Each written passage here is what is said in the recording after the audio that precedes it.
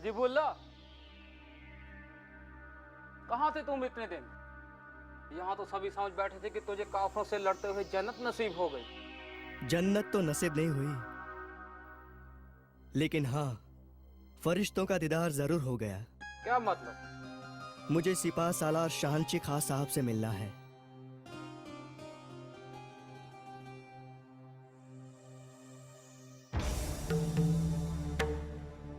दुश्मन की गोली मेरे टांग में लगी थी, इसलिए मैं वहां से भाग नहीं सका। दुश्मन के घोड़े मेरे सर पर आकर खड़े हो गए। उनके एक सिपाह सालार गौसा खान की तलवार मेरी गर्दन पर थी। मैं अपनी जान की भीख मांग रहा था। खालसा सरकार ने उसे रोक दिया।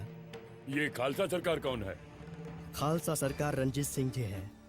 अल्लाह उनकी उम्र दराज करे। तुम अपने दुश्मन की लंबी उम्र की दुआ कर रहे हो? सरकार, मैं एक नेक दिल इंसान की लंबी उम्र की दुआ कर रहा हूँ। उसने न कि मेरी जान बख्शी, बल्कि मेरे जख्मों की मरहम पट्टी की और मेरी तीमारदारी भी की। अगर वो लोग तुम्हें इतने ही पसंद आ गए थे तो वापस क्यों आ गए? मैं वापस आया नहीं हूँ सरकार। मैं तो उनका पैगाम आप तक पहुँचाने के लिए भेजा गया हूँ। पैगाम? कैसा पैगाम? अमन और चैन का पैगाम। उनका कहना है कि अफगानों से उनकी कोई अदावत नहीं है।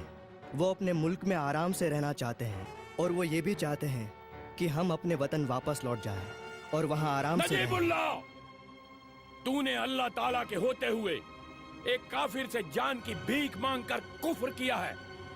जान हमें अल्लाह ताला ने बख्शी है। जिसका मालिक वो है, जिसका लेना या देना उसी के हाथ में है।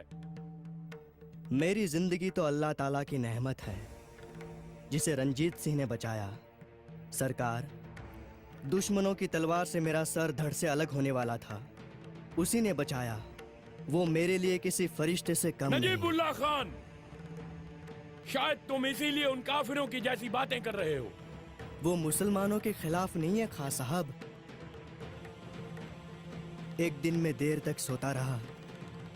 उनके गुरुओं की बाणी ने मुझे उठाया। उठ फरीदा सुतिया, सुबह निवाज गुजार। नमाज लफ्ज सुनकर वजू किया, नमाज पढ़ी। ऐसे लोगों को हम काफिर कैसे कह सकते हैं खां साहब? ये शाही फरमान है। वो काफिर है, काफिर है, काफिर है।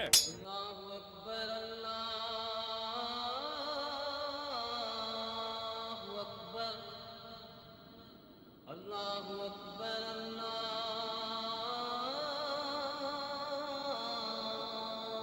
अकबर।